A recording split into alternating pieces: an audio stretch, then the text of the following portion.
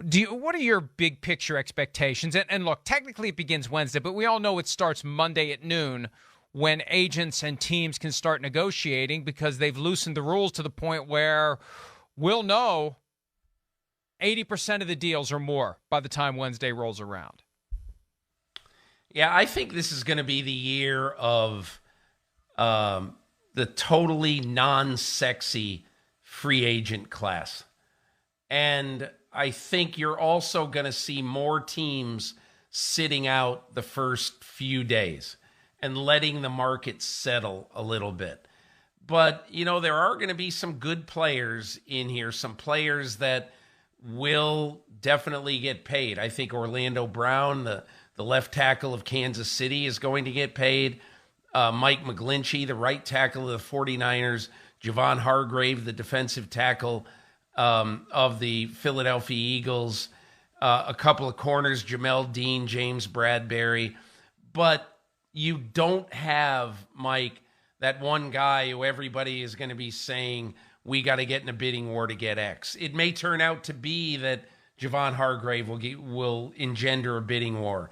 But at this point, when I was at the Combine last week, I just kept getting these shakes of the head and just say, not really excited about free agency this year.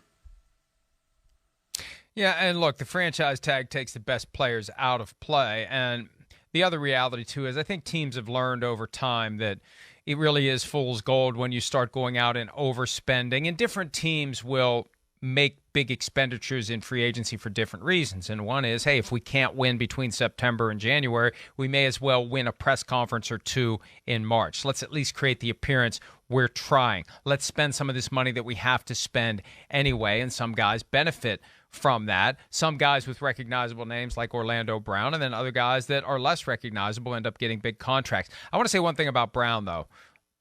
I've heard that maybe the expectations are a little too high, and that some teams realize when you're Patrick Mahomes left tackle, it's a little easier to do the blocking.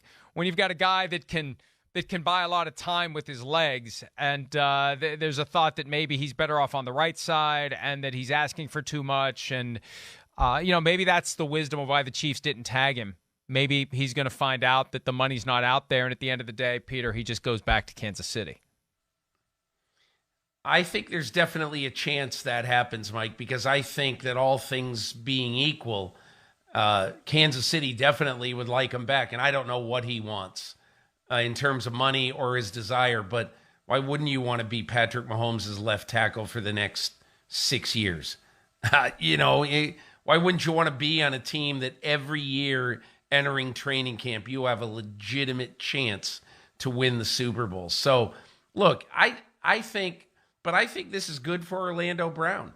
Maybe you have a team with legitimate cap money, like the Bears, for instance, who say, we're going to go for the pot of gold, and we're going to take the guy we think is the best tackle in free agency.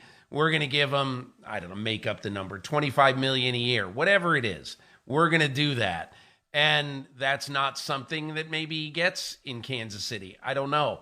But I also think this, Mike, that in a year like this, where there's a lot of teams saying, boy, I don't know about this class, I do think that in the first, 24 hours of the market, where maybe on average, if you look back, there's 30 legitimate contracts agreed to, in the first 24 hours. Just my guess is that it's going to be something less than that this year. Hi, it's Mike Florio. Thanks for watching PFT on YouTube. Hit subscribe for the latest news and analysis from Pro Football Talk.